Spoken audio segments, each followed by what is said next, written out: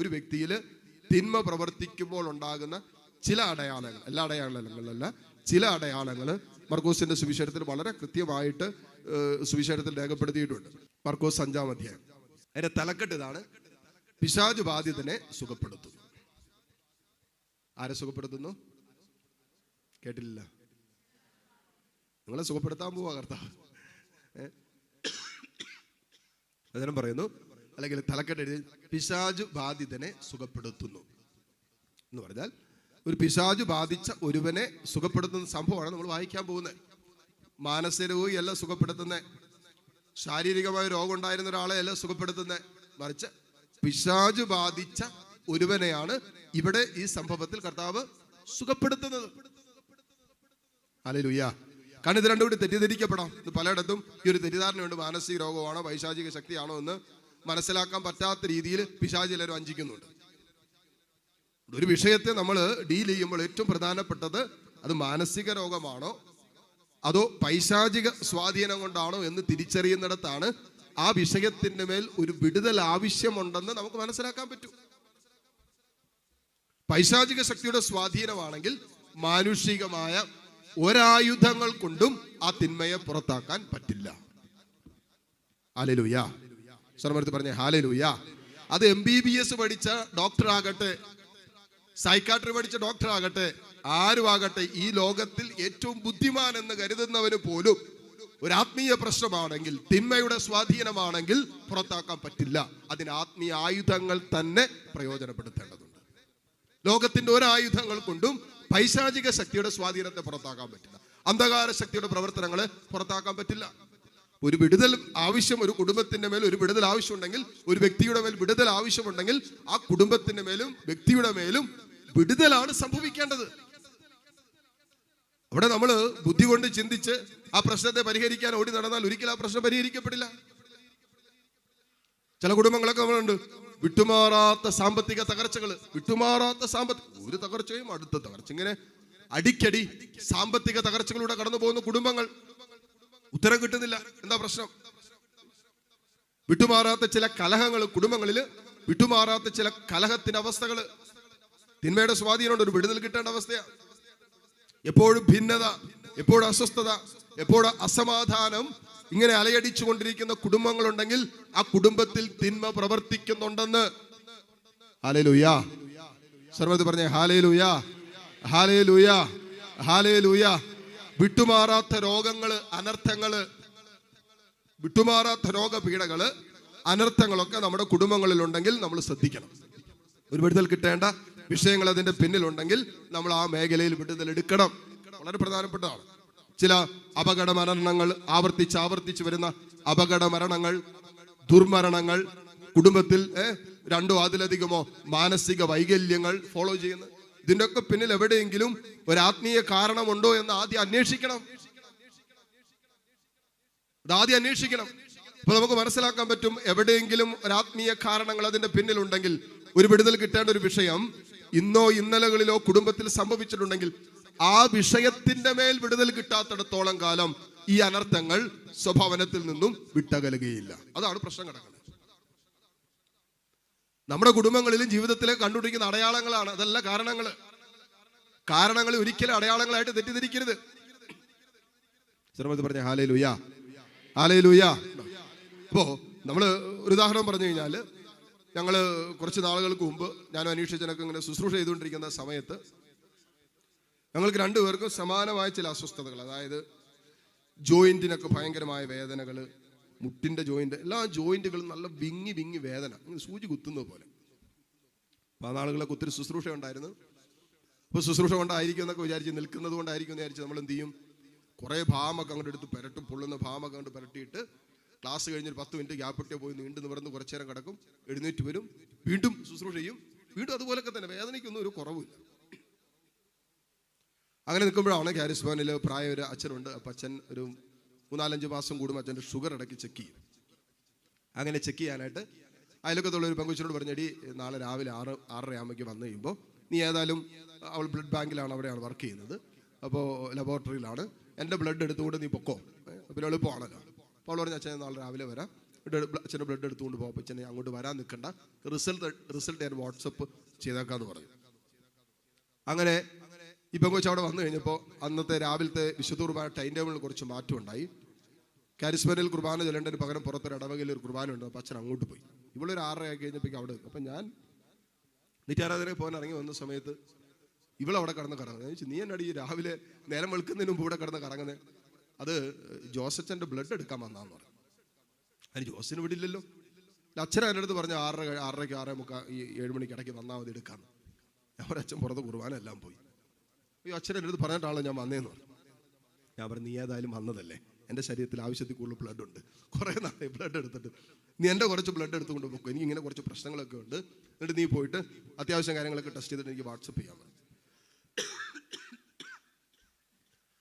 അപ്പോൾ അവൾ പറഞ്ഞു, അച്ഛാ അങ്ങനെയാണെങ്കിൽ നമുക്ക് കുറച്ച് ഇതൊക്കെ ടെസ്റ്റ് ചെയ്യാം. അങ്ങനെയൊക്കെ പറഞ്ഞിട്ട് അവൾ പറഞ്ഞു, യൂറിക് ആസിഡ് ഉണ്ടോ എന്ന് ടെസ്റ്റ് ചെയ്യാമെന്ന് പറഞ്ഞു. യൂറിക് ആസിഡോ, ശരീരത്തിൽ ആസിഡോ? അപ്പോഴാണ് നമ്മൾ ഇങ്ങനത്തെ സാധനമൊക്കെ ഉണ്ടെന്ന്. ഉണ്ട്, അതൊക്കെ ചിലപ്പോൾ കൂടും, ഇങ്ങനെയൊക്കെ വേദന വരുമെന്ന് പറഞ്ഞു.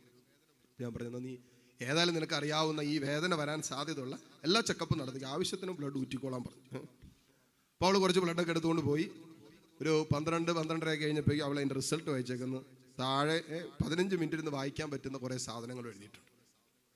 വെച്ചാൽ യൂറിക് ആസിഡിന്റെ കണ്ടന്റ് കൂടുതലാണ്. ഇനി അച്ഛൻ കുറച്ച് ഡയറ്റൊക്കെ കീപ്പ് ചെയ്യണമെന്ന് പറഞ്ഞുകൊണ്ട് പയർ കഴിക്കരുത്, കടല കഴിക്കരുത്, പരിപ്പ് കഴിക്കരുത്, പിന്നെ അങ്ങോട്ട് ഇറച്ചി കഴിക്കരുത്, റെഡ് മീറ്റ് അങ്ങനെ എന്ത് സാധനങ്ങൾ കുറേ ഉണ്ട്, അതൊന്നും കഴിക്കരുത്, കോളിഫ്ലവർ കഴിക്കരുത്, തക്കാളി കഴിക്കരുത്, ഇങ്ങനെ വലിയൊരു ലിസ്റ്റ് കഴിക്കുക. ഞാൻ അവസാനം അവളുടെ അടുത്ത് ചോദിച്ചു, കഴിക്കാൻ പറ്റുന്നതിൻ്റെ ലിസ്റ്റ് ഇങ്ങോട്ട് തരാമോ? കാര്യങ്ങൾ ഇപ്പോൾ ഈ കഴിക്കാൻ പാടില്ലാത്ത തന്നെയാണ് വലിയൊരു ലിസ്റ്റ് എഴുതി വെച്ചേക്കുക. ഞാൻ പറഞ്ഞു, നീ കഴിക്കാൻ പറ്റുന്ന വല്ലതും ഉണ്ടെങ്കിൽ പറ. അപ്പോൾ അവളിങ്ങനെ കുറച്ച് സാധനങ്ങളൊക്കെ പറഞ്ഞു, അച്ഛൻ എന്താ കഴിയും? ഞാൻ പറഞ്ഞു, എന്നാൽ പിന്നെ അനീഷച്ചൻ്റെയും ചെക്ക് ചെയ്യുന്ന നല്ലതായിരിക്കും, പുള്ളിക്ക് ഈ പ്രശ്നം തന്നെയുണ്ട്. പുള്ളിക്ക് ചെക്ക് അനീഷച്ചനും ഹൈ ആയിട്ട് നിൽക്കുക. അപ്പോൾ അനീഷച്ചൻ്റെ അടുത്ത് മെഡിക്കേഷൻ സ്റ്റാർട്ട് ചെയ്യണമെന്ന് പറഞ്ഞു. ഞങ്ങളുടെ അടുത്തോട് മെഡിക്കേഷൻ. ഞാൻ പറഞ്ഞു, എനിക്ക് മെഡിക്കേഷൻ മരുന്ന് കഴിക്കുന്നതിൽ താല്പര്യമില്ലാത്ത ആളാണ്. ഞാനൊരു കാര്യം ചെയ്യാം, എക്സസൈസും കാര്യങ്ങൾ കൊണ്ട് ഭക്ഷണം ക്രമീകരിച്ച് കഴിഞ്ഞാൽ കുറയുമെന്ന് പറയും. അങ്ങനെ 1 വർഷത്തോളം, എനിക്കിപ്പോഴും അറിയും, ഏകദേശം 1 വർഷത്തോളം ഈ പറഞ്ഞ സാധനങ്ങളെല്ലാം ഞാൻ മാക്സിമം കൊണ്ട് ഒഴിവാക്കി. അത്യാവശ്യം വേണ്ട. അങ്ങനെ ആ ശരീരത്തിൽ യൂറിക് ആസിഡിൻ്റെ കണ്ടന്റ് കുറഞ്ഞ് അനീഷിച്ചും ഗുളികയും കഴിച്ച് പെട്ടെന്ന് കുറച്ചു. നമ്മൾ പയ്യെ കഴിച്ച് പെട്ടെന്ന് കുറച്ചു യൂറിക് മരുന്നൊക്കെ കഴിച്ചുകൊണ്ട്. പക്ഷേ ഏതാനും ദിവസങ്ങൾ കഴിഞ്ഞപ്പോൾ ഈ കോളിഫ്ലവർ കഴിക്കാതിരുന്നു, പയർ വർഗ്ഗങ്ങളൊക്കെ നിർത്തി, ഷെൽ ഫിഷുകളൊക്കെ നിർത്തി, ഇറച്ചി ഇതെല്ലാം നിർത്തി കഴിഞ്ഞപ്പോൾ ശരീരത്തിൻ്റെ വേദന മാറി. ശരീരത്തിന് വേദന കുറയാൻ തുടങ്ങി. നമുക്ക് പഴയ പോലെ വേദനയില്ല, അസ്വസ്ഥതകളില്ല. ഇപ്പൊ ശരീരത്തിൽ വേദന വന്നതിന്റെ കാരണം യൂറിക് ആസിഡിന്റെ അളവ് കൂടിയത് കൊണ്ടാണ്, അല്ലേ? ഇത് നമുക്കറിയത്തില്ല. അതുകൊണ്ട് എന്ത് ചെയ്യും? ഇത് അറിയാൻ പാടില്ലാത്തതുകൊണ്ട് നമ്മൾ വിചാരിക്കും നിൽക്കുന്നത് കൊണ്ടുള്ള വേദന വിചാരിച്ച് പൊള്ളുന്ന ബാം മേടിച്ചിട്ട് സകലമാന സ്ഥലത്തും തേച്ച് പിടിപ്പിക്കും. ഈ പുറത്തൊക്കെ ചില സമയത്ത് ചിലതൊക്കെ ഇവിടെയൊക്കെ നമ്മുടെ കൈ എത്തുകയല്ലേ, എങ്ങനെ നോക്കിയാലും ചിലതൊക്കെ കൈയൊന്നും വളയല്ല. കാര്യച്ചൻ ഒരിക്കൽ പറഞ്ഞ പോലെ, അങ്ങനെ കൈ നിങ്ങൾക്കൊക്കെ പിന്നെ ഭർത്താക്കന്മാരും ഭാര്യമാരും പിള്ളേരൊക്കെ ഉള്ളതുകൊണ്ട് എടാ ഇവിടെ ഒന്ന് തേച്ച് തരാൻ പറഞ്ഞത് പിടി. നമ്മൾ മുറി കയറി കഴിഞ്ഞാൽ നമ്മൾ ഒറ്റയ്ക്കല്ലേ, ആരാ ഉള്ളത്? കാര്യച്ചൻ പറയും, ഇതെങ്ങനെ തേച്ച് പിടിപ്പിക്കുന്ന ഇവിടെ എങ്ങാണ്ട് അച്ഛന് ചൊറിച്ചിൽ വന്നപ്പോൾ അച്ഛൻ ആ മതിലിലേക്ക് ചേർന്ന് നിന്നിട്ട് ഇങ്ങനെ ചൊറിഞ്ഞെന്ന് പറയാല്ല. ഇപ്പം അങ്ങനെ ചൊറിയുന്ന കയ്യെത്തണ്ടേ? അച്ഛനാണെങ്കിൽ ഫ്രോസൺ ഷോൾഡറൊക്കെ ഉള്ളതാണ്, അപ്പം കയ്യൊക്കെ ഇത്രയൊക്കെ പൊങ്ങുള്ളൂ എന്ന് പറയുന്ന പോലെ നമ്മളിത് ഈ പൊള്ളുന്ന സാധനം എങ്ങനെയെങ്കിലൊക്കെ അവിടെ ഇവിടെയൊക്കെ തേച്ച് പിടിപ്പിച്ചുകൊണ്ടിരിക്കും. പക്ഷെ അടിസ്ഥാന കാരണം യൂറിക് ആസിഡിന്റെ കണ്ടന്റ് കൂടിയതാണെന്ന് എനിക്ക് അറിയില്ലാതിരുന്നത് കൊണ്ട് ഞാൻ തെറ്റിദ്ധരിക്കപ്പെട്ടുകൊണ്ട് ഈ നിൽക്കുന്ന ആയിരിക്കുന്ന അതിന് വേണ്ടി കാര്യങ്ങൾ ഇങ്ങനെ ചെയ്തുകൊണ്ടിരുന്നു. അതൊരിക്കലും മാറില്ല. ഹല്ലേലൂയ. ഈ അടയാളം, ഈ പെയിൻ ശരീരത്തിൽ വന്നതിന്റെ റിയൽ അടിസ്ഥാന കാരണം എന്തെന്ന് തിരിച്ചറിഞ്ഞിട്ട് ആ കാരണത്തെ ട്രീറ്റ് ചെയ്താൽ മാത്രമേ ഈ അടയാളങ്ങൾ മാറുകയുള്ളൂ. ഹല്ലേലൂയ.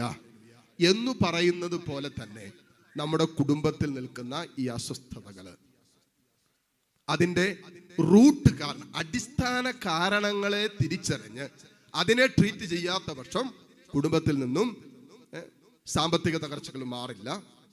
വിവാഹമോചനങ്ങൾ ഇങ്ങനെ നിരന്തരം ഉണ്ടായിക്കൊണ്ടിരിക്കും. പല വിധത്തിലുള്ള തടസ്സങ്ങൾ, വിവാഹ തടസ്സങ്ങൾ, കുഞ്ഞുങ്ങളുണ്ടാകാനുള്ള തടസ്സങ്ങൾ, ഇങ്ങനെയുള്ള പല തടസ്സങ്ങളും നമ്മുടെ കുടുംബങ്ങളിൽ ആവർത്തിച്ച് വന്നുകൊണ്ടിരിക്കും. ഇതിന്റെ അടിസ്ഥാന കാരണത്തെയാണ് നമ്മൾ ബ്രേക്ക് ചെയ്യുന്നത്. എന്ന് പറയുന്ന പോലെ തന്നെ നമ്മുടെ വ്യക്തി ജീവിതത്തിന്, കുടുംബത്തിന്റെ മാത്രമല്ല വ്യക്തി ജീവിതത്തിന്റെ മേലും നിൽക്കുന്ന ചില അടയാളങ്ങളെ കാണുമ്പോൾ അതിന്റെ കാരണങ്ങളെ മനസ്സിലാക്കി ആ വിഷയത്തിൽ ഒരു വിടുതലെടുത്താൽ തീരാനുള്ളതേ ഉള്ളൂ പല പ്രശ്നങ്ങൾ. ഹല്ലേലൂയ. പ്രത്യേകിച്ച് തിന്മ പ്രവർത്തിക്കുന്ന, തിന്മ നമ്മളെ സ്വാധീനിക്കുന്ന, തിന്മ നമ്മളെ ബന്ധിച്ചിട്ടിരിക്കുന്ന പല മേഖലകളിലും നമുക്കൊരു വിടുതൽ ആവശ്യമാണ് ആ വിഷയത്തിൻ്റെ മേൽ. ഇനി മർക്കോസിന്റെ സുവിശേഷം 5-ാം അധ്യായത്തിലേക്ക് വരിക. അവിടെ ഞാൻ വായിക്കാം, നിങ്ങൾ ശ്രദ്ധിച്ചോ. അവർ കടലിന്റെ മറുകരയിൽ ഗരസേനരുടെ നാട്ടിലെത്തി. അവൻ വഞ്ചിയിൽ നിന്ന് ഇറങ്ങിയ ഉടനെ അശുദ്ധാത്മാവ് ബാധിച്ച, അൺക്ലീൻ സ്പിരിറ്റ് എന്നാണ് ഇംഗ്ലീഷിൽ പറയുന്നത്, അശുദ്ധാത്മാവ് ബാധിച്ച, പരിശുദ്ധാത്മാവല്ല, പിന്നെയോ ഇത് രണ്ടും ബാധിക്കാൻ ചിലരെ. പരിശുദ്ധാത്മാവിന് ഒരു വ്യക്തിയെ മറ്റൊരു വ്യക്തിയാക്കി മാറ്റാൻ പറ്റും, അശുദ്ധാത്മാവിനും ഒരു വ്യക്തിയെ മറ്റൊരു വ്യക്തിയാക്കി മാറ്റാം. അത് ഒരു സംശയവും വേണ്ട. അല്ല, നമ്മൾ വീട്ടിലൊക്കെ അനുഭവിച്ചുകൊണ്ടിരിക്കുന്ന കാര്യമാണ്. ഒരു വ്യക്തിയിൽ പിശാച് കയറുമ്പോൾ കൃത്യമായിട്ടുള്ള വ്യത്യാസം കാണാം. എന്നാൽ ഒരു വ്യക്തിയിൽ പരിശുദ്ധാത്മാവ് പ്രവർത്തിക്കുമ്പോൾ അവനുണ്ടാകുന്ന മാറ്റം നമുക്ക് കാണാൻ പറ്റും. അപ്പോൾ ഈ രണ്ട് അരൂപിക്കും ഒരാത്മാവിന്റെ മേൽ അധികാരം എടുക്കാൻ പറ്റും. ഇവിടെ പറയാണ്, ഒരു അശുദ്ധാത്മാവ് ബാധിച്ച ഒരുവൻ, അവൻ ശവകുടീരങ്ങൾക്ക് ഇടയിൽ നിന്ന് എതിരെ വന്നു. എവിടെന്നാ വന്നേ? ശവകുടീരങ്ങൾക്കിടയിൽ നിന്നാണ് ഈ പറയുന്ന അശുദ്ധാത്മാവ് ബാധിച്ച വന്നത്. നമ്മളൊക്കെ സാധാരണ എവിടെ നിന്നാ വന്നേ? ഇന്നിപ്പോ വൈകിട്ട് ശുശ്രൂഷിക്കുന്ന നിങ്ങൾ എവിടെ നിന്നാ വന്നേ? ശവകുടീരത്തിൽ നിന്നാണോ? ചിലരുടെയൊക്കെ വീട് ഇങ്ങനെയാണ് കേട്ടോ, അതിനകത്ത് ഒരു സംശയമില്ല. അല്ലെ, ശവകുടീരത്തിന്റെ പ്രത്യേകത എന്നാ? അവിടെ ശവകുടീരങ്ങളുടെ അടുത്ത് പ്രത്യേകത എന്നായിരിക്കും? അവിടെ ആരും അങ്ങോട്ടും ഇങ്ങോട്ടും മിണ്ടുകയല്ല, അല്ലേ?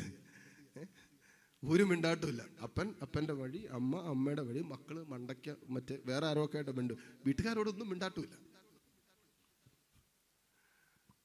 എന്നെ എൻ്റെ ഒരു അമ്മിച്ച് പറഞ്ഞാണ്, അവൻ മകൻ പബ്ജിയുടെ അഡിക്റ്റാ. പബ്ജി എന്ന് പറഞ്ഞൊരു ഗെയിം ഉണ്ടല്ലോ.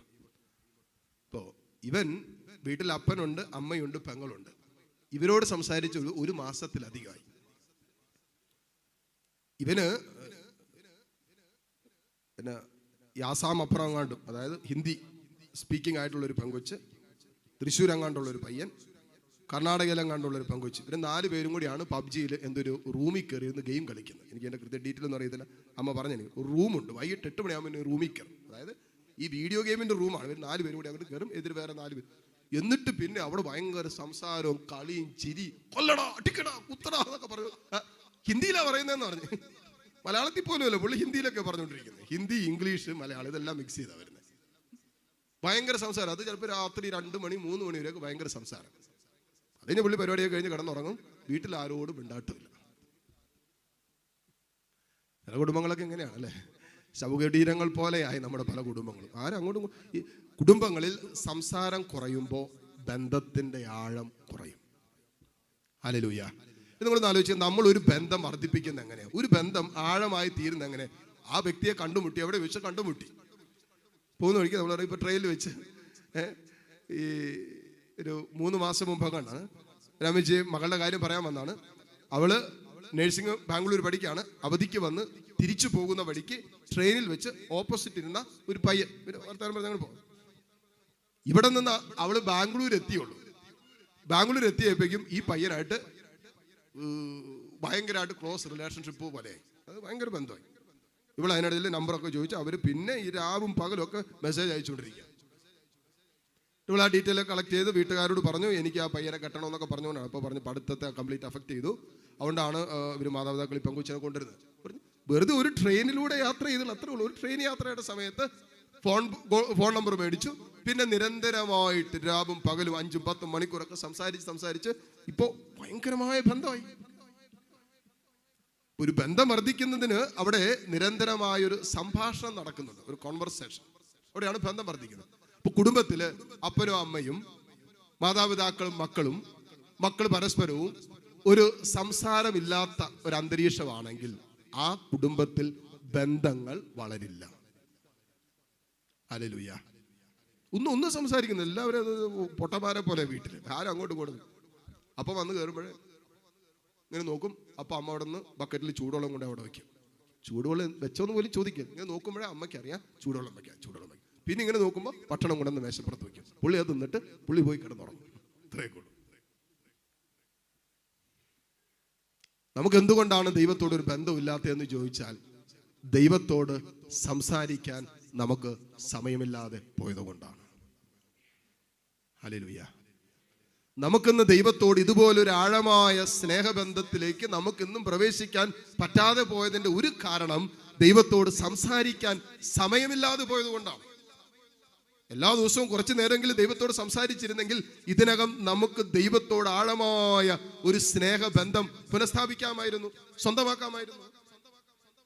ഇവൻ ശവകുടീരത്തിൽ നിന്നാണ് വരുന്നത്. ശവകുടീരത്തിൽ നിന്ന് എന്ന് പറഞ്ഞാല് അത്രമാത്രം ഇവരല്ലേ, നമ്മള് വീട്ടിൽ നിന്ന് വരുന്ന ഇവന് ശവകുടീരത്തിൽ നിന്ന് വരുമ്പോൾ നമ്മൾ ഇവന് ഇതെന്ത് ഈ ശവകുടീരത്തിൽ നിന്ന് വരുന്നത്, ഒരു ബോധമില്ലേ, നമ്മൾ ഇവന് ഒരു ബോധമില്ലേ, പിന്നെന്താ ശവകുടീരത്തിൽ കിടക്കുന്നതെന്ന് ചോദിക്കും. വെള്ളം ഒഴിച്ച് വഴി കിടക്കുന്നവരെ നിങ്ങൾ എന്ത് പറയും?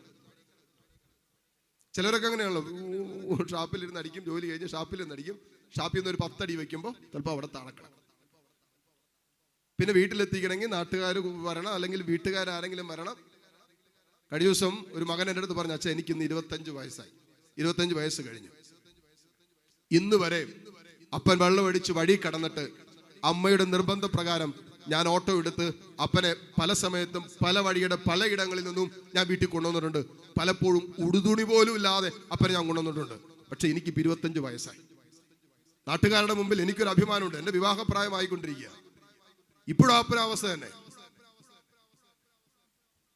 ഒരു ദിവസം രാത്രി അപ്പനെ കാണാഞ്ഞിട്ട് പറഞ്ഞിട്ട് മോൻ പറഞ്ഞു ഞാൻ പോവുകയില്ലെന്നു. ഞാൻ അവസാനിപ്പിച്ചു. ഇത് ഈ 10-20 കുറേ വർഷങ്ങളായില്ലേ. ഇവന് ഓർമ്മ വെച്ച നാളെ മുതൽ പുള്ളി വഴിയിൽ എവിടെയെങ്കിലും കിടക്കും, പുള്ളിക്ക് ഇതൊരു ശീലമായി. എന്നിട്ട് ഇവൻ പോയിട്ട് അപ്പനെ പോയിക്കൊണ്ട് വീട്ടിൽ കൊണ്ടുവരണം.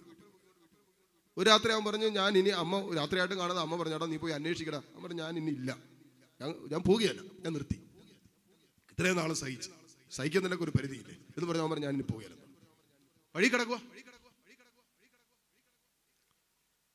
അപ്പോ ഇവിടെ വീട്ടിൽ കിടക്കേണ്ടവന് ശവകുടീരത്തിൽ കിടക്കുന്നതാണെന്ന് നമ്മൾ ചോദിക്കും ഇവനെന്താ സുബോധമില്ലേ എന്ന് പറഞ്ഞാൽ, അശുദ്ധാത്മാവ് ഒരുവനിൽ ബാധിക്കുമ്പോൾ അടിസ്ഥാനമായ ഒരു അടയാളമാണ് സുബോധമില്ലാത്തവനെ പോലെയാകും, സുബോധമില്ലാത്തവളെ പോലെയാകും അവനും അവളും പ്രവർത്തിക്കുക. നോർമലായിട്ട് ചിന്തിക്കാൻ പറ്റിയല്ല, നോർമലായിട്ട് ചിന്തിക്കാൻ പറ്റിയല്ല. ഇതെൻ്റെ അപ്പനാണ്, ഇതെൻ്റെ അമ്മയാണ്, ഇതെൻ്റെ കൂടപ്പുറപ്പാണ്, ഇതെൻ്റെ ജീവിത പങ്കാളിയാണ്, എൻ്റെ ജീവിത പങ്കാളിയോട് എൻ്റെ കുഞ്ഞുങ്ങളോടും ഞാൻ അവിശ്വസ്തത കാണിക്കാൻ പാടില്ല. ഇങ്ങനെ ഒന്നും ചിന്തിക്കാൻ പറ്റിയല്ല. എൻ്റെ വിശുദ്ധ ജീവിതം പ്രധാനപ്പെട്ടതാണ്, ചിന്തിക്കാൻ പറ്റില്ല. നോർമൽ ലൈഫ് സാധ്യമാകില്ല. നമ്മൾ കാണും പറയും ഇവനെന്താ ഇങ്ങനെയൊക്കെ, ഇങ്ങനെ അല്ലായിരുന്നല്ലോ. ചിലരെ കണ്ടിട്ടുള്ളൂ, ഇവനിങ്ങനെ അല്ലായിരുന്നല്ലോ. കഴിഞ്ഞ ദിവസം ഒരു പയ്യനെ കൊടുത്തു, അവൻ സ്കൂളിൽ പഠിക്കുന്നേ ഉള്ളൂ, സ്കൂൾ ജീവിതം തുടങ്ങിയിട്ട് 10ാം ക്ലാസ് പഠിക്കുന്നവനാ. അവന് ഒരു ദിവസം പൂർത്തിയാക്കണമെങ്കിൽ നിങ്ങൾ പറഞ്ഞാൽ വിശ്വസിക്കോ, 40ഓളം ബീഡി വലിച്ചാൽ ഈ പയ്യന്, 10ാം ക്ലാസ്സിൽ പഠിക്കുന്ന പയ്യന് ഒരു ദിവസം പൂർത്തിയാക്കാൻ പറ്റുള്ളൂ. 40 ബീഡി വലിക്കണം ഒരു ദിവസം. രാവിലെ മുതൽ വലിയ ഈ പയ്യൻ ആലോചിച്ചേ, സ്കൂളിൽ കയറ്റാൻ പറ്റാത്ത അവസ്ഥയെ പയ്യനെ. അത് നോർമലായിട്ട് ജീവിക്കാൻ പറ്റാത്തൊരവസ്ഥയിലേക്ക് ഒരു വ്യക്തിയിൽ തിന്മ പ്രവർത്തിക്കുമ്പോൾ ആ വ്യക്തിയെ നയിക്കാൻ നോർമലായിട്ട് ചിന്തിക്കാൻ പറ്റില്ല.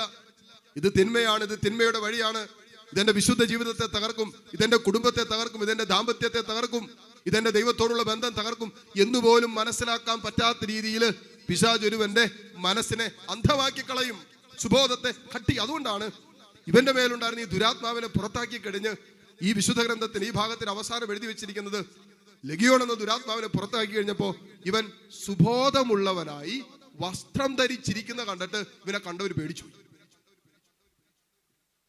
ഹല്ലേലൂയ. പിന്നെ സുബോധം വന്നു കഴിഞ്ഞപ്പോ ഇവൻ വളരെ ശാന്തനായിട്ട് വസ്ത്രം ധരിച്ച് ഇരിക്കുന്നു. ഇന്നുവരെ അവൻ അങ്ങനെ കണ്ടിട്ടില്ലെന്നേ. ശ്രമത്തിൽ പറഞ്ഞേ ഹല്ലേലൂയ, ഹല്ലേലൂയ. എന്നിട്ട് പറയാണ്, ശവകുടീരത്തിൽ താമസിച്ചിരുന്നവനെ ചങ്ങല കൊണ്ടുപോലും ബന്ധിച്ചിടാൻ കഴിഞ്ഞിരുന്നില്ല. പലപ്പോഴും അവനെ കാൽവിലങ്ങുകളാലും ചങ്ങലകളാലും ബന്ധിച്ചിരുന്നെങ്കിലും അവൻ ചങ്ങലകൾ വലിച്ചു പൊട്ടിക്കുകയും കാൽവിലങ്ങുകൾ തകർത്ത് കളയുകയും ചെയ്തിരുന്നു. എന്ന് പറഞ്ഞാൽ അശുദ്ധാത്മാവ് ഒരു വ്യക്തിയിൽ പ്രവർത്തിക്കുമ്പോൾ അമാനുഷികമായ ഒരു ശക്തി പ്രകടമാകാൻ തുടങ്ങും. കീഴടക്കാൻ പറ്റാത്ത രീതിയിലുള്ള ചില സ്വഭാവ വൈകല്യങ്ങൾ പ്രകടിപ്പിക്കാൻ തുടങ്ങും. തിന്മ പ്രവർത്തിക്കുന്നതിന്റെ ഏറ്റവും വലിയ അടയാളമാണ് ചില വ്യക്തികൾ കീഴടക്കാൻ പറ്റാത്ത പ്രലോഭനങ്ങള്, വിട്ടുമാറാത്ത ചില ദുശീലങ്ങള്, നിയന്ത്രിക്കാൻ പറ്റാത്ത ചില വൈകാരികതകള്, ഇതിന്റെ ഒക്കെ പിന്നിൽ തിന്മ അധികാരം എടുത്തു കഴിഞ്ഞു. ഇപ്പൊ ഞാൻ പറയുവാണ്, എനിക്ക് എന്റെ കോപം നിയന്ത്രിക്കാൻ പറ്റണില്ല. ഞാൻ പറയുവാണ്, എനിക്ക് എന്റെ കോപത്തെ നിയന്ത്രിക്കാൻ പറ്റണില്ല. കോപം നല്ലതാണ്, ദൈവം തന്ന വികാരമാണ്. പക്ഷെ എനിക്ക് നിയന്ത്രിക്കാൻ പറ്റാത്ത രീതിയിൽ ഈ കോപ സ്വഭാവം മാറിയാൽ ആ കോപത്തിന്റെ പിന്നിൽ വചനം പറയുന്ന പോലെ കോപത്തിന്റെ ദുരാത്മാവ് ആ വ്യക്തിയെ കൺട്രോൾ ചെയ്യാൻ തുടങ്ങി. ഹല്ലേലൂയ. ഇത് മനസ്സിലാക്കുന്നിടത്താണ് ആ മേഖല ഒരു വിടുതൽ ആവശ്യമുണ്ടെന്ന് ഈ വ്യക്തിക്ക് തിരിച്ചറിയാൻ പറ്റുള്ളൂ. അല്ലെങ്കിൽ മരിക്കുന്നതുവരെ അവൻ പറയും, എന്റെ അപ്പൻ ദേഷ്യക്കാരനായിരുന്നു, അതുകൊണ്ട് ഞാനും. ചിലരോടൊക്കെ പറയും, ഇത് ഇങ്ങനെ പോരാ, നമുക്കിത് മാറ്റിയെടുക്കണ്ടേ, ഈ സ്വഭാവം മാറണ്ടേ എന്നൊക്കെ പറയും. അയ്യോ, ഈ സ്വഭാവം മാറുമൊന്നുമില്ല അച്ഛാ, കാരണം എന്താ, എന്റെ അപ്പൻ വലിയ ദേഷ്യക്കാരനായിരുന്നു, അപ്പന്റെ ദേഷ്യം എനിക്ക് കിട്ടിയത്. പ്രശ്നം തീർന്നല്ലോ എന്ന് പറഞ്ഞിട്ട് ഇവനിങ്ങനെ പോയിക്കൊണ്ടിരിക്കുക. മരിക്കുന്നവരെ ഇവനിങ്ങനെ പോകും. അപ്പൊ ഇവന്റെ തലമുറ വരുമ്പോ മക്കൾ പറയും, ഞങ്ങൾ അങ്ങനെ മാറ്റാണ്, ഞങ്ങളുടെ അപ്പനും അപ്പന്റെ അപ്പനും ആരായിരുന്നു? ദേഷ്യക്കാരായിരുന്നു. ആദാമിക പാപത്തിന്റെ ചങ്ങല രണ്ടാം ആദമായി ക്രിസ്തു തകർത്തു. ഹല്ലേലൂയ. ക്രിസ്തുവിലായിരിക്കുന്നവൻ പുതിയ സൃഷ്ടിയാണ്, പഴയത് കടന്നുപോയി. ഇവിടെ തകരണം. ഈ ചങ്ങല പാപത്തിന്റെയോ അശുദ്ധിയുടെയോ മ്ലേച്ഛതയുടെയോ പാരമ്പര്യ രോഗത്തിന്റെ ഒക്കെ ചങ്ങലകൾ നമ്മളിൽ തകർക്കപ്പെടണമെന്ന് ദൈവം ആഗ്രഹിക്കുന്നുണ്ട്. അതിനാണ് കർത്താവ് കാൽവരിയിൽ നമുക്ക് വേണ്ടി രക്തം ചിന്തി സാത്താന്റെ മേൽ അധികാരമെടുത്തത്. ഹല്ലേലൂയ. സർവ്വത്ത് പറഞ്ഞേ ഹല്ലേലൂയ, ഹല്ലേലൂയ, ഹല്ലേലൂയ, ഹല്ലേലൂയ. ഉണ്ട് അമിതമായ ദേഷ്യ സ്വഭാവം. ചില അടയാളങ്ങൾ പറഞ്ഞതുള്ളൂ, നിങ്ങൾ മനസ്സിലാക്കാൻ വേണ്ടി.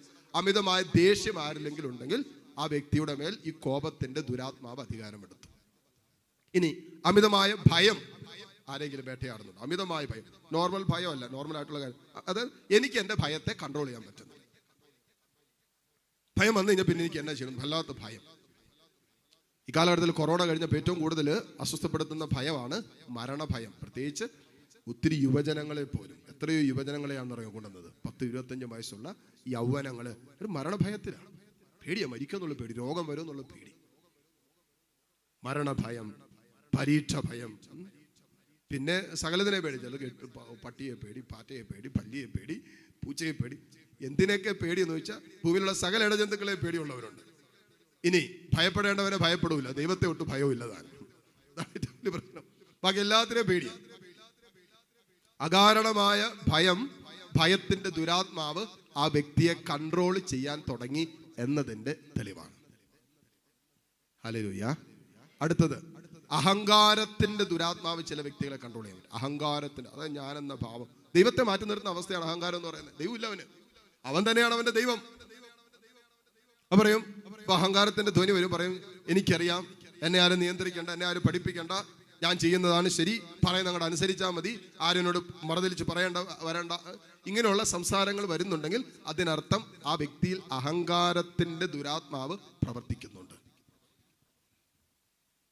ഈ തിന്മ പ്രവർത്തിക്കുന്നുണ്ട്. അത് മനസ്സിലാക്കുക. അതുകൊണ്ട് നമ്മൾ ഒരുപക്ഷെ അവർക്കത് മനസ്സിലാക്കാൻ പറ്റുന്നില്ലേ, നമ്മൾ അവർക്ക് വേണ്ടി പ്രാർത്ഥിക്കരുത്. പറയുന്നത് എന്തിനാണെന്ന് വെച്ചാൽ, അങ്ങനെ ഏതെങ്കിലും തിന്മ പ്രവർത്തിക്കുന്ന ആരെങ്കിലും നമ്മുടെ കുടുംബങ്ങളിലുണ്ടെങ്കിൽ അവർക്ക് വേണ്ടി കൂടി നമ്മൾ പ്രാർത്ഥിക്കണം. ഒരുപക്ഷെ അവർക്കത് മനസ്സിലാക്കാൻ പറ്റില്ല. അഹങ്കാരത്തിന്റെ തിന്മ പ്രവർത്തിക്കുമ്പോൾ ദുരാത്മാവ് ആ വ്യക്തിക്ക് ചിലപ്പോൾ മനസ്സിലാക്കാൻ പറ്റില്ല ഞാൻ അഹങ്കാരിയാണോ എന്ന്. എടുക്കുന്ന ഒരു തീരുമാനങ്ങളിലും ദൈവത്തെ ചേർത്ത് വെക്കില്ല. അഹങ്കാരത്തിന്റെ അടയാളമാണ്, ലക്ഷണമാണ്. തെറ്റാണെന്ന് കാണിച്ചു കൊടുത്താൽ പോലും അത് അംഗീകരിക്കില്ല. അത് അഹങ്കാരത്തിന്റെ ലക്ഷണമാണ്.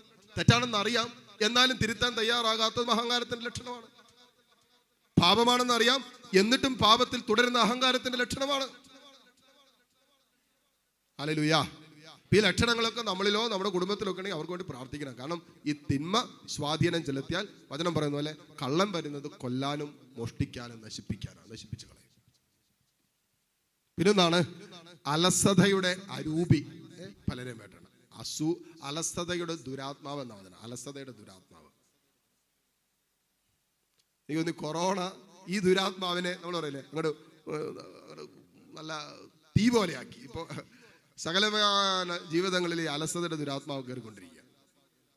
പ്രത്യേകിച്ച് നമ്മുടെ പിള്ളേരൊക്കെ, പ്രായമുള്ളവരൊക്കെ പിന്നെ കുഴപ്പമില്ല, ഇച്ചിരി പുറത്തൊക്കെ അധ്വാനിക്കുന്നത്. പിള്ളേർ യങ്ങർ ജനറേഷനിലൊക്കെ ഈ ദുരാത്മാവ് ശരിക്കും പ്രവർത്തിക്കുന്നുണ്ട്. ഒരു ദിവസം ഫ്രീ കിട്ടിയാൽ അവരുടെ ദിനചര്യ രാവിലെ 11:30 എഴുന്നേൽക്കുക. 11:30 എഴുന്നേൽക്കുന്നത് കേട്ടോ. പിന്നെ നേരെ ഫുഡ് അടിക്കുക, കട്ടിലിൽ ഇങ്ങനെ അങ്ങോട്ട് കിടക്കുക, മൊബൈൽ എടുക്കുക, TV ഓണാക്കുക. അമ്മ പറഞ്ഞ എടാ നീ ഒന്നില്ലെങ്കിൽ TV കാണും, അല്ലെങ്കിൽ മൊബൈൽ കാണും, ഇത് രണ്ടും കൂടി നീ എങ്ങനെയാണ്? TV ഓണാക്കിയിട്ടുണ്ട് ഇപ്പം മൊബൈലും കുത്തി. എടാ നീ ഒന്നില്ലെങ്കിൽ മൊബൈൽ കാണാൻ, അല്ലെങ്കിൽ TV കാണും. 1-2 മണിക്കൂറല്ല, മണിക്കൂറുകൾ അങ്ങനെ കിടന്നോളൂ. അമ്മ തന്നെ പറഞ്ഞാണ് എൻ്റെ അച്ഛാ അത്ര അലസനാ എൻ്റെ മകൻ, അത്ര അലസന. അവന് ആ കിടന്ന കിടപ്പ് അതേ പൊസിഷനിൽ ആ മണിക്കൂറുകൾ കിടക്കും. കാരണം എന്താണെന്നറിയോ? തിരിഞ്ഞു കിടക്കാൻ പോലും അവൻ അലസനാണ്. ഒരമ്മ മകന് തന്ന സർട്ടിഫിക്കറ്റ്. തിരിഞ്ഞേ അവനാകെ ചെയ്യുന്ന ഒരു പണി എന്നാന്നറിയാവോ? അവൻ തിന്ന പാത്രം കൊണ്ട് സിങ്കിലിടും, ഇട്ട അണ്ടർവെയർ വഴിയിൽ വിടും. ഉടുത്ത എന്ന് പറഞ്ഞാൽ വേറെ ഒരു പണി വീട്ടിൽ ചെയ്യല. 10-20 വയസ്സ് പ്രായമുള്ള മകനെ കുറിച്ചാണ്, ഇതിലധികം പ്രായമുള്ള മകനെ കുറിച്ച് പറയുന്നത്. അവൻ സ്വന്തം അടിവസ്ത്രം പോലും കഴുകുകയില്ല. അതല്ല അവിടെ നിന്ന് ഇവിടുന്നൊക്കെ തൂക്കിയെടുത്തുകൊണ്ട് വരേണ്ടി വരുന്നല്ല പറയും.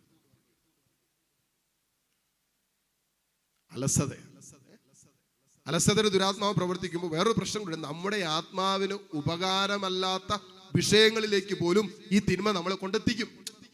നമ്മൾ വിചാരിക്കും നമ്മൾ അലസരല്ല, നമ്മൾ കുറെ കാര്യങ്ങൾ ചെയ്യുന്നുണ്ട്, ബുദ്ധി വർദ്ധിക്കാൻ ഒക്കെ ചെയ്തോട്ടെ. പക്ഷേ പിശാചിന്റെ ഒരു വഞ്ചനയാണ്, നമ്മുടെ ആത്മാവിന്റെ രക്ഷയ്ക്ക് ഉതകാത്ത ഉപയോഗശൂന്യമായ പല വിഷയങ്ങളിലേക്കും നമ്മുടെ ശ്രദ്ധ, നമ്മുടെ സമയം പിശാച് വഞ്ചിക്കും. വീഡിയോ ഗെയിം പോലുള്ള സാധനങ്ങള്, സിനിമയോടുള്ള ആസക്തി, സീരിയൽ ആസക്തികള്, അടിമത്തങ്ങള്, ഇതിലൂടെയൊക്കെ നമ്മളിൽ ദൈവസ്നേഹത്തിന്റെയും ദൈവത്തോടുള്ള ആഴമായ ബന്ധത്തിലേക്കും വളരുന്നതിന് പിശാച് നമ്മുടെ ആത്മാവിന് ഉപയോഗശൂന്യമല്ലാത്ത വിഷയങ്ങളിലേക്ക് കൊണ്ടെത്തിക്കുകയും ചെയ്യും. ഹല്ലേലൂയ. ഇതേക്കുറിച്ചൊക്കെ നമുക്കൊരു ജ്ഞാനമുള്ളത് നല്ലതാണ്. നമ്മൾ ചെയ്തുകൊണ്ടിരിക്കുന്ന ഓരോ ദിവസവും നമ്മൾ വ്യാപരിച്ചു കൊണ്ടിരിക്കുന്ന, നമ്മൾ ഇടപെട്ടുകൊണ്ടിരിക്കുന്ന വിഷയങ്ങളുടെ മീതെ എത്ര കണ്ട് നമ്മുടെ ആത്മാവിൽ വളർച്ചയുണ്ട്. ശരീരത്തിന്റെ വളർച്ച മാത്രമല്ലല്ലോ, മനസ്സ് വളരുന്നത് മാത്രമല്ല, നമ്മുടെ ആത്മാവും ശരീരത്തോടും മനസ്സിനോടൊപ്പം വളരണ്ടേ? ഹല്ലേലൂയ. ഈ ശത്രുവിന്റെ കെണിയാണ്, ശത്രു പിശാച് നമ്മളെ വഞ്ചിച്ചിടുന്ന മേഖലകളാണ് ഈ മേഖലകൾ. കീഴടക്കാൻ പറ്റാത്ത ചില ദുശീലങ്ങൾ നമ്മളിലുണ്ടോ? തിന്മയുടെ പ്രവർത്തനമുണ്ട്. മദ്യപാനം നിർത്താൻ പറ്റണില്ല, പുകവലി നിർത്താൻ പറ്റുന്നില്ല, ചില ദുശീലങ്ങൾ ഉപേക്ഷിക്കാൻ പറ്റുന്നില്ല, ചില ലൈംഗിക വൈകൃതങ്ങളിൽ നിന്നും പുറത്തു വരാൻ പറ്റുന്നില്ല, സ്വയം ഭോഗം, സ്വവർഗരതി, വ്യഭിചാരത്തിന്റെ ദുരാത്മാവ് എന്ന വചനം പറയും. വ്യഭിചാരത്തിന്റെ ദുർഭൂതം എന്നാണ് ഹോസിയ പ്രവാചകൻ എഴുതി വെച്ചിരിക്കുന്നത്. ഈ തിന്മ കയറി കഴിഞ്ഞാൽ പിന്നെ നോർമലായിട്ട് ചിന്തിക്കാൻ പറ്റില്ല. ഒരു പയ്യൻ പറഞ്ഞു, എൻ്റെ അച്ഛാ എൻ്റെ അമ്മയും പെങ്ങളും മാത്രമേ വീട്ടിലുള്ളൂ, അപ്പം മരിച്ചുപോയതാ. ഈ നിരന്തരമായി ബ്ലൂ ഫിലിം കണ്ട് ശരീരത്തിൽ പാപം ചെയ്ത ആ വ്യക്തി 10-15 വർഷമായിട്ട് തുടർന്നു. അവന്റെ വിവാഹപ്രായമായി ധ്യാനത്തിന് വന്ന സമയത്ത് അവൻ പറഞ്ഞ, എൻ്റെ പെങ്ങളോ എൻ്റെ അമ്മയോ ഒറ്റയ്ക്ക് വീട്ടിലുള്ളപ്പോൾ ഞാൻ വീട്ടിൽ കയറില്ല. കാരണം എന്താ? എൻ്റെ കണ്ണുകൾ അത്ര കണ്ട് മലിനമാണ്, അമ്മയാണ് പെങ്ങളാണെന്ന് പോലും മനസ്സിലാക്കാൻ പറ്റാത്ത രീതിയിൽ ഞാൻ എന്തെങ്കിലും ചെയ്തു പോകുമോ എന്ന് ഭയപ്പെട്ടിട്ട് വീട്ടിൽ കയറില്ലെന്ന്. അത്ര കണ്ട് ഈ തിന്മ മനസ്സിനെ കീഴടക്കി, ചിന്തകളെ കീഴടക്കി. കീഴടക്കാൻ പറ്റാത്ത, നമുക്ക് നിയന്ത്രിക്കാൻ പറ്റാത്ത വൈകാരികള്, വികാരങ്ങള്, പ്രലോഭനങ്ങള്, ആസക്തികള്, അടിമത്തങ്ങള്, ലൈംഗിക വൈകൃതങ്ങള്, ദുശീലങ്ങളൊക്കെ നമ്മളിൽ ഉണ്ടെങ്കിൽ മനസ്സിലാക്കണം, നമ്മുടെ മേൽ തിന്മ പ്രവർത്തിക്കുന്നുണ്ട്. ഹല്ലേലൂയ. പൊട്ടിത്തെറിക്കുന്ന സ്വഭാവം, അനുസരണക്കേട്, ആരെ അംഗീകരിക്കാത്ത അവസ്ഥകള്, എപ്പോഴും നിരാശ, ആകുലതകൾ വേട്ടയാടുന്ന അവസ്ഥകള്, ആത്മഹത്യാ പ്രവണതകൾ, നിരന്തരം ചാകണം എന്നുള്ള ചിന്തകൾ, അങ്ങനെ എന്തെങ്കിലുമൊക്കെ ഉണ്ടെങ്കിൽ മനസ്സിലാക്കണം, തിന്മ നമ്മളിൽ പ്രവർത്തിക്കാൻ തുടങ്ങി. ആണ് മേഖലകളിലൊക്കെ ഒരു വിടുതൽ കിട്ടണം.